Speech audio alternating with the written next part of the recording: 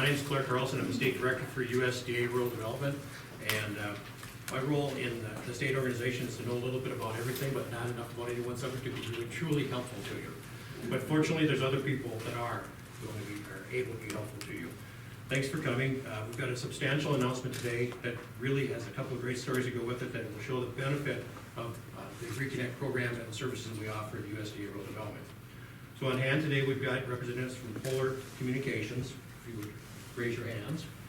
We've got Carl Blake, Amber Meyer, and Tom Kennelly as a beneficiary. And from Dactel, we've got Keith Larson, Craig Hedlund, and I'm gapping the name of our special guest, Annie Keffler, who's got a great story for us too. And then we've got we also have David Crothers in the audience, toward the doorway. Seth Arndorfer, who's the CEO for Dakota Carrier Network. And probably the guy you really do want to get to know is Corey Herman, the General Field Rep for the Rural Utility Service and Telecommunications part of that world. And then we've got a special guest today, a great surprise, all from DC, Shirley Bloomfield, who's with the NTCA, the World Broadband Association. We really appreciate you taking time out of your very busy schedule to come out here and share this moment with us. I just want to describe the ReConnect program a little bit for you. It's one of the many programs that we have at USDA Rural Development. And deploying rural broadband is a high priority of the President and Secretary of Agriculture, Senator Perdue. USDA Rural Development is the lead agency for deployment of broadband, and we're happy to be here. Excuse me. Rural Utility Service administers several programs that finance modern broadband and telecommunications infrastructure. In 2018, the Congress authorized and funded the ReConnect program to enable USDA to create and implement innovative solutions to rural connectivity by leveraging financial options with our partners. A number of the folks that are out here representing that. Round one had $600 million in it, and it was split into 3 different pots. One was all grant, one was all loan, and one was 50-50 loan and grant. And communities of less than 20,000 are able to participate in that program. And we wanted to build up, have a minimum service level of 25 download and 3 upload. And with this service provided by these two entities, actually to get gigabyte, which is 100 times faster than 10 megabytes upload or download. So anyway, we play a key role in deploying broadband in low population areas.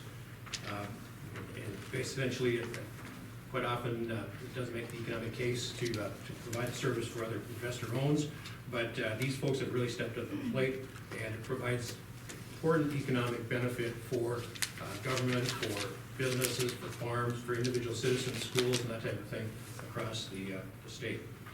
Our goal is to connect rural communities to support all of these entities. So is today, before I go there, I'd like to introduce our congressional representatives. And we've got Jeff Rusbang with Senator Hogan's office, or excuse me, Kelly Armstrong. I wrote the names in wrong, and I know you guys so well. Anyway, we're all the same team. Yeah. Jessica Lee is with Senator Hoven. Jeff Rusbang is with Kelly Armstrong's office, and Michael Kelch is with Senator Kramer's office. So thank you for coming. I want to say that we greatly appreciate the support that our congressional delegation provides to us.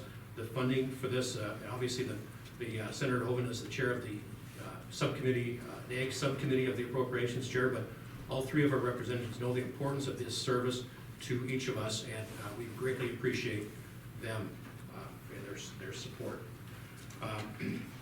So we're here today to make an announcement on our ReConnect program. The USDA is providing over $23 million in funding to Polar Communications and Dactel Communications to build broadband infrastructure in rural North Dakota. Dactel will invest $3.6 million in the area north of Jamestown, which includes a grant from the USDA of $1.8 million. And this will be to provide additional service to households and businesses in that area. Polar will receive $21 million in total funding from USDA, and that's a 50-50 loan grant combination to provide fiber to the premise for infrastructure in Grand Forks, Walsh, and Pembina County. The total grant amount is about $10.6 million, and this will serve additional households in that area too. So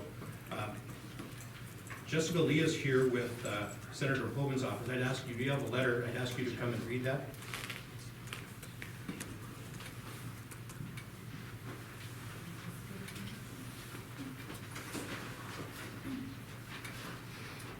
Thanks, Claire. My name is Jessica Lee. I'm Senator Hogan's State Director.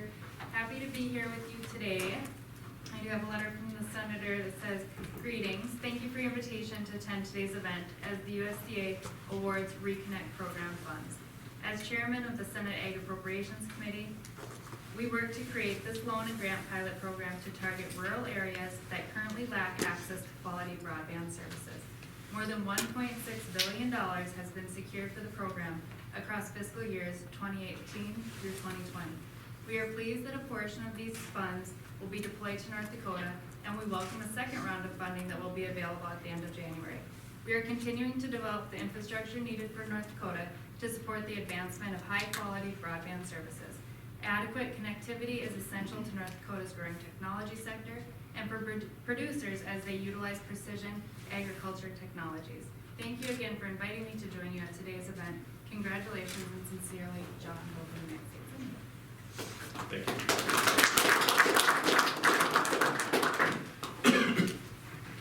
Next, we'll ask the recipients to come up and talk to us a little bit about the awards. We'll ask Keith Larson, the CEO of Dakota, and Craig, North Dakota Representative Craig Hedlund, to come up here and talk a little bit about the effect of their entity.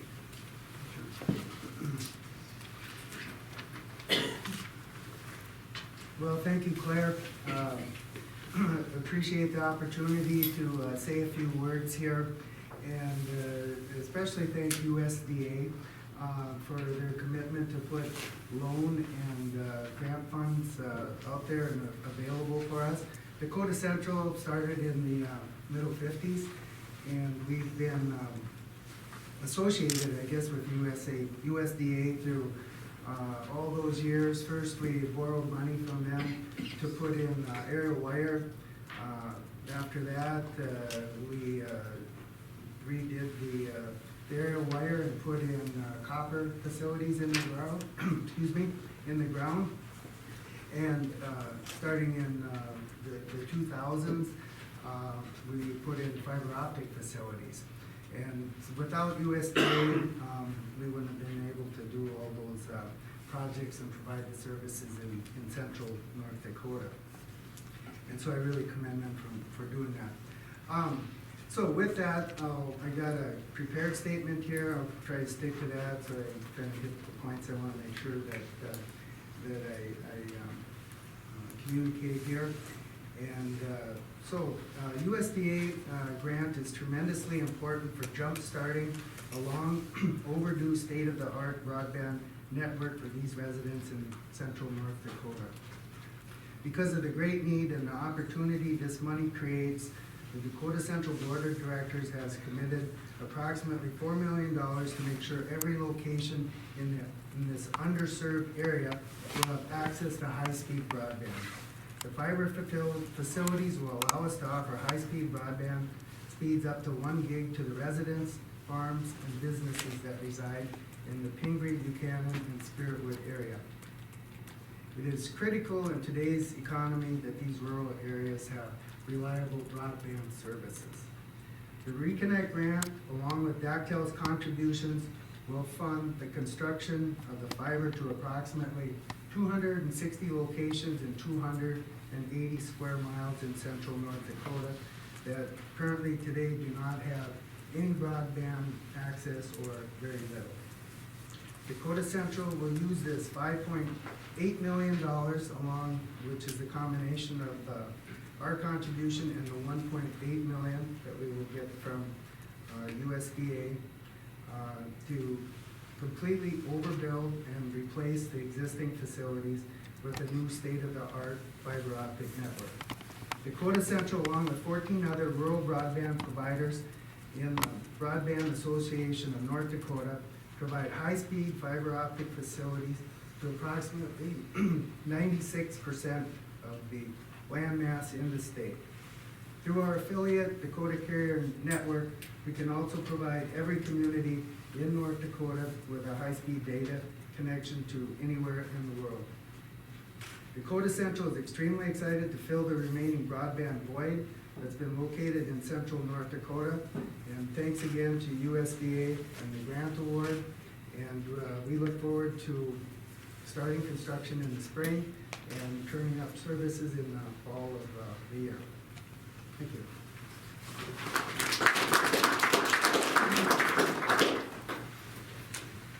Well, thank you everybody for coming to this event today. It's a big day for rural North Dakota. On behalf of the Board of Directors of Dakota Central Telecommunications Cooperative and DAC Telecommunications, I'd like to thank North Dakota USDA Rural Development Director Claire Carlson and his staff for the efforts for advocating for rural residents of Stutsman County and the area surrounding Jamestown. Those folks would not be getting this investment in a modern broadband network without Claire and his staff doing a lot of work for us. So thank you very much, Claire.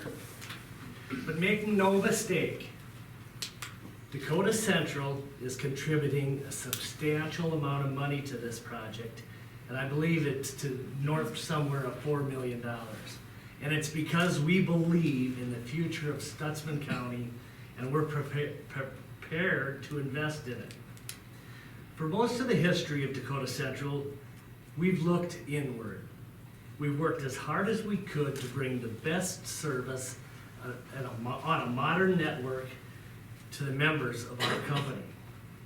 In the last 10 years or so, we've begun to look outward, beyond our traditional service territory, and we've looked to our fellow North Dakotans who've needed the same access to high-speed internet.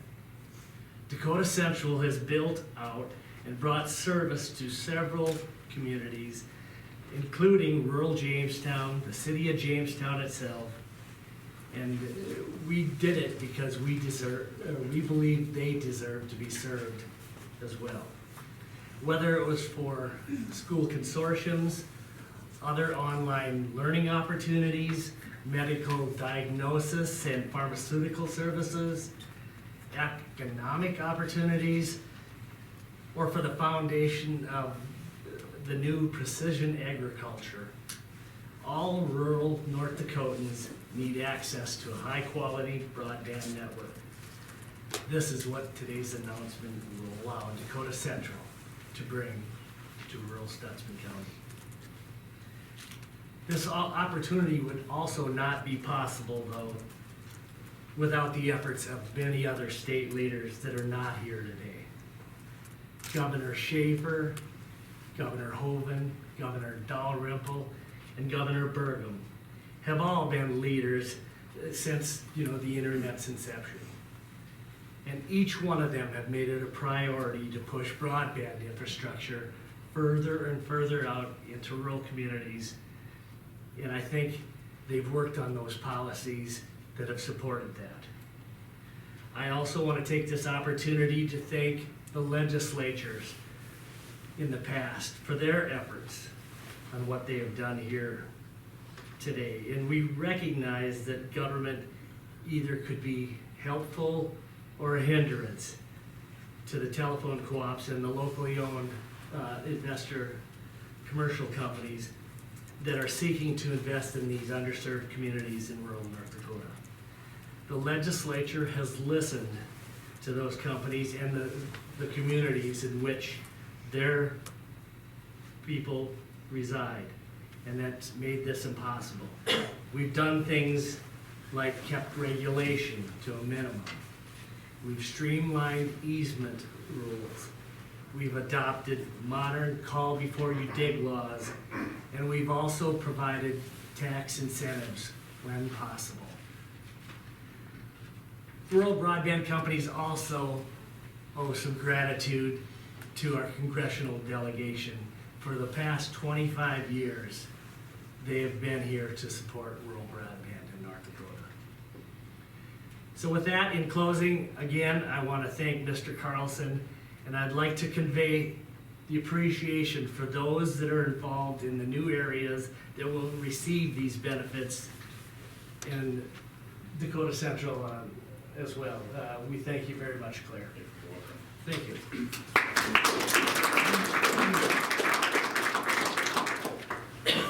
Thank you. As you can see, there's a lot of folks involved in this at all levels of government and private sector that really made this possible. Next, we'll ask Carl Blake, the CEO of Polar Communications, and Amber Meyer, the chairman of the board, or chair of the board. Please come up. Thank you, Claire.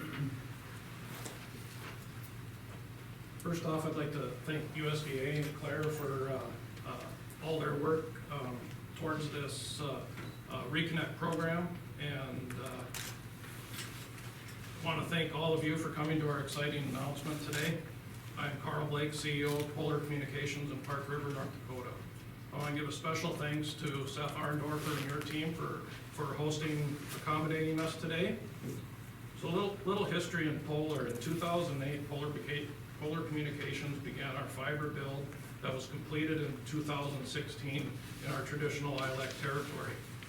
Polar has over 4,500 miles of fiber optic cable in our network that totals an investment of $103.3 million in the 32 exchanges we serve in eastern North Dakota.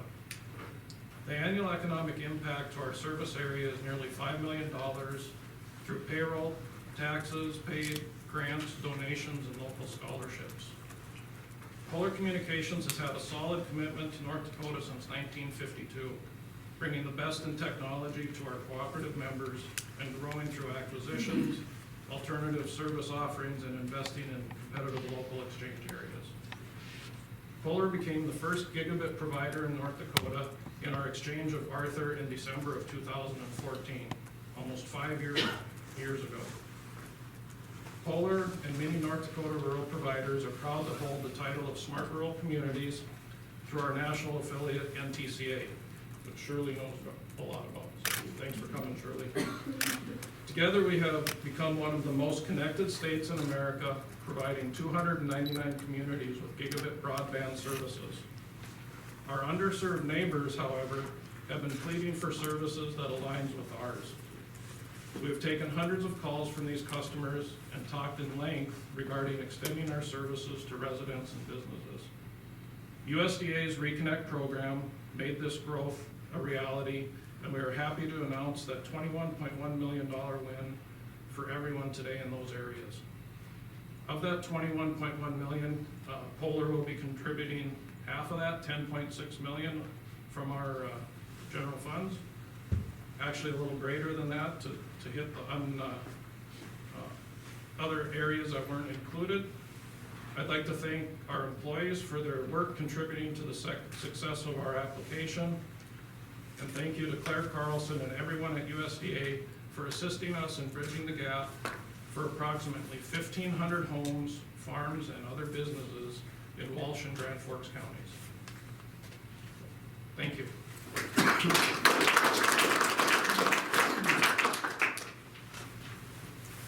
Good afternoon. I am Amber Meyer, President of Polar Communications.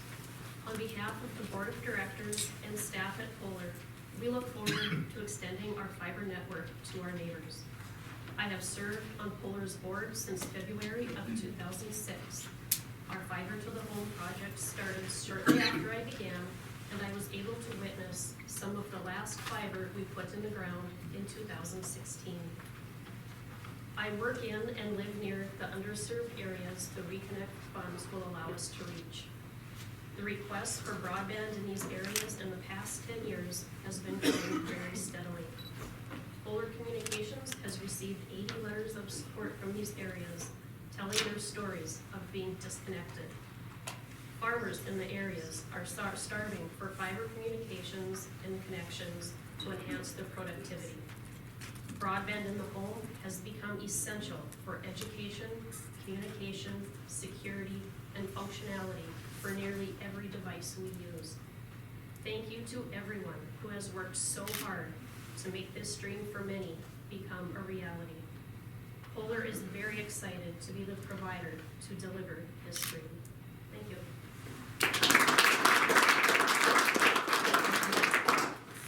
Thank you. As you may notice, there are a lot of board members for the two organizations here, so you guys should give yourself a round of applause here too. Thank you. Next, we're going to move into, you've heard the story of what's going to happen there, but we've got two people who are beneficiaries of the, or will be beneficiaries of the funds expended. First, I'll invite Tom Kennelly from St. Thomas to come up here and tell us a little bit about the benefit that you will experience with this funding. Thank you.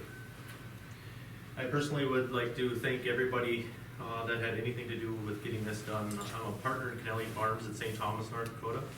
Although we are in St. Thomas, North Dakota, our physical location of our farm is just outside of Pembina County and Walsh County, which is not provided by Polar. Polar has, over the years, got us Wi-Fi, or not Wi-Fi, excuse me, wireless internet to keep us connected some way, some shape, some form. For us, it's a click and go do something else and come back and it may be downloaded. This is huge for us. I've had other farmers that found out that I was going to be honored and privileged to be here today reach out to me and also would like to express their appreciation. The benefits are huge. As most of you know, connecting up with government agencies and different things like that, we can't do it. We just don't have the internet that's reliable to do it at this point. I'm looking forward to when Polar gets it all done. And I've been to Washington, D.C. for other events. I've stopped into the congressional offices and senators and pled my case. I've called the state. This is kind of like winning the lottery in a small way for us today out in rural Walsh County. So thanks again to Polar. I would be remiss if I didn't mention Polar's technicians that come out and work with us. They bend over backwards to do everything with a system that's as good as they can get us right now. Now I'm looking for the Corvette. I have the Chevelle. I'm on the Chevette. Thank you, and thanks to USDA as well. Appreciate it.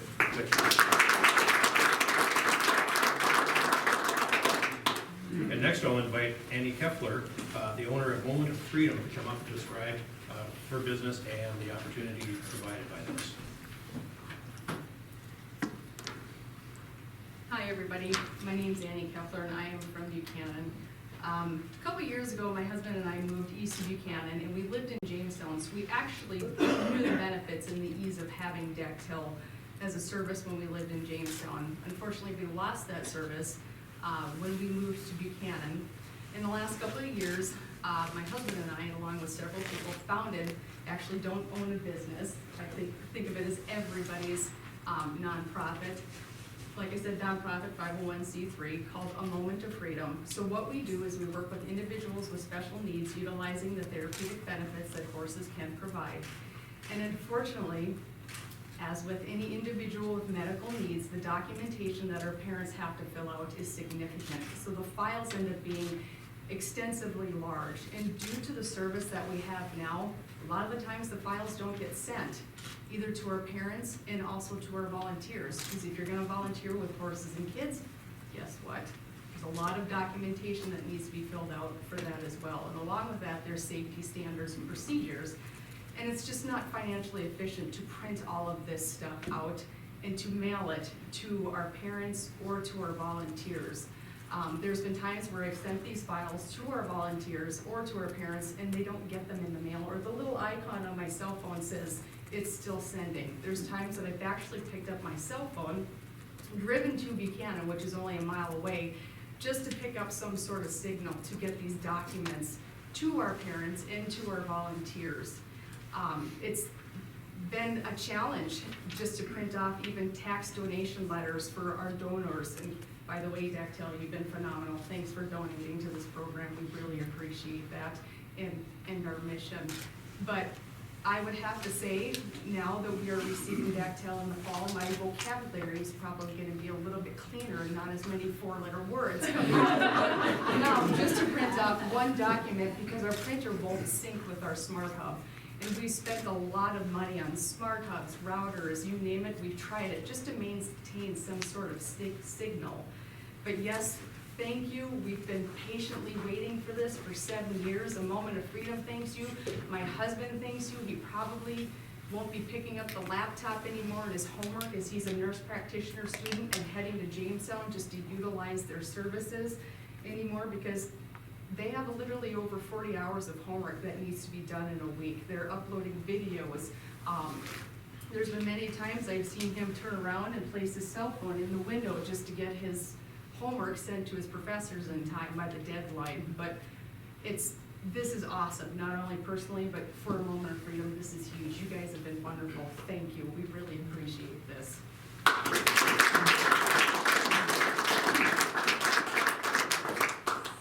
Thank you, Annie. I think you used a 5-letter word. Stink. Come up with something. It's good to be creative. So, well, hey, now we have a special treat.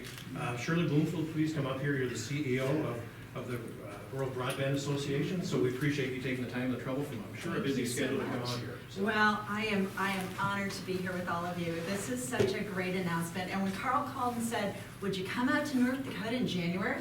I said, of course, how could I not? Because what you all are doing out here is really taking the lead in bridging the digital divide. We hear that so much across the country. You know, what is the parts of America that have broadband access, and where are the parts of the country that don't, and what difference does it make? And, you know, you've already heard from, you know, both Keith and Carl about the fact that they're smart rural communities, which is a way we recognize that, you know, the broadband that these companies provide, these community-based providers provide, really actually becomes the brains behind the community. What can you do? What are the services you can offer? How do you retain your population, and how do you do economic development? All of those things are so important, or you all wouldn't be in this room listening to this announcement. What USDA has done, and Claire, I give you and your team huge kudos. You know, you've taken a program that government, Congress actually visualized and appropriated, and you've made it come to life. And we are seeing the fruits of that labor today, and I think it's going to be really exciting to see what happens. I also think North Dakota is really fitting to be here with all of you, because I really think the state is really a leader in so many different ways. You've got folks in this room who've worked with their congressional delegations to tell their story. You've been telling the story about what it means to be a small business, what it means to be a farmer, what it means to have access or to not have access. And those stories are really powerful. You have a congressional delegation that actually listens because you've told the story the right way, in a way that resonates. You've worked with your states. It was powerful to hear what you've been able to do in terms of easements and rights of way and all of those things that make broadband deployment so much easier to do.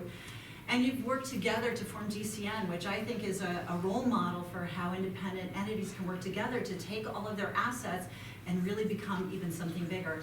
And you partnered with USDA. A lot of people like to kind of do the like, oh, I'm from the government, I'm here to help. USDA really is here to help, and I think if there's ever a case to show that, it is with this announcement today. You know, a lot of people talk about the digital divide, and they talk about what rural America has and doesn't have and what the rest of America has. I really think it's more that there is a rural divide. There's a rural America that is served by community-based providers who are serving their neighbors and their communities, and their kids go to school there, and you go to church in those areas.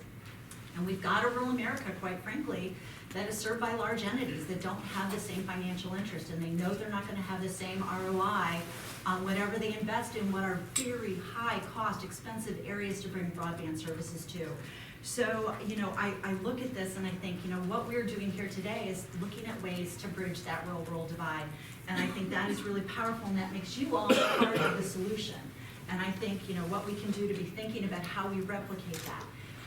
NTCA is 850 carriers across the country. We're in 46 states. I wish I could say everybody has the same success story that North Dakota, but we're working on it. But I will say that 70% of my member companies have 25 megabits to the homes that they serve. Very fiber-centric. You heard today the services that fiber can bring. You've heard today it's the future-proof network. It's the, you know, put that infrastructure in the ground, even though it's expensive and these companies have put their own money into that infrastructure, it is the infrastructure of the future that is going to allow them to continue to build those networks. Instead of doing what some people in Washington are kind of advocating for right now, and it's very timely, but they're talking about, you know, isn't it good enough just to have access? Why don't we look at fixed wireless? I think that's a subpar solution, and I think that really relegates rural America to second-class citizenship. And that's where USDA has really taken the lead in saying, this fiber technology is really important, and we're gonna be willing to put our effort and our proof behind it. And again, I think as, we look at rural America, we think of all the important things that we've got going on. Seth's sitting on the Precision Ag Committee that the FCC has. You talk about how we can use telemedicine to make sure that rural communities continue to have access to the same health care that I happen to have in Arlington, Virginia. All of those things are so important, and those partnerships are so important. And being part of the solution is so important, and that's why I applaud you. And I do want to just take the luxury to share one story. Because I'm nationally based, I get a lot of people who call me, and I literally weekly saying, hey, I don't have broadband access, what can you do? And usually I kind of have to throw up my hands. I got a LinkedIn request this weekend from somebody who I did not know, and just sent me a note, and he said, hey, look, my landline has been down for 2.5 weeks, and I'm in a rural area, and I'd really like to know what I can do to get some help. And I said, well, tell me where you live. And he said, North Dakota. I was like, wow, that's a coincidence. But he shared a little bit about his large carrier. I was thinking phone service for 2.5 weeks, much less the fact that he doesn't have a remote chance of broadband access. So I said, okay, well, tell me, where in North Dakota are you? Because USDA has a program they're rolling out. The FCC is looking at some mapping and some things. And then he shared, and I went back to Carl, and I said, hey, Carl, I got this message from this farmer, and he said, this gentleman will be getting fiber optics in the very near future, in part with thanks to this USDA partnership. So again, my congratulations. I'm honored to be with all of you. You are pioneers in what you are doing, and I'm so proud to be working with all of you. So again, thank you very much for letting me join the party here.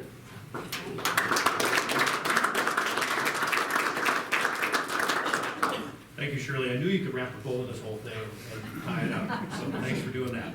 So I just want to offer thanks to everybody here again for coming here, to the Nextel and the Polar folks for being here, and the board of the directors that you guys have all provided this support.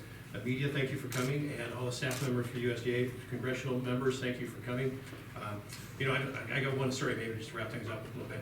This is the second time I've done this job. And I remember I've gone to a lot of national meetings where somebody would stand up and say, I'll be with a program director, one of our program directors from North Dakota, and somebody at the meeting will stand up and say, well, we should do this, this, and this. And I'll look at the program director and go, aren't we already doing that in North Dakota? And so I think we tend to be a leader, even though we don't always get the credit for it. And so, in fact, sometimes we even had disrespect until we found oil. So, but really, North Dakota is a leader in so many ways. And I think part of it is because we are a small state with a small population, we can get the right people together to solve the issue. If you're California or New York, it's probably a big challenge to get all the people that can help with the issue in the same room. So anyway, thank you guys all for coming, and we'll be hanging around for a few minutes after this, and if anybody has any questions, let us know. So, but thank you for coming, appreciate it.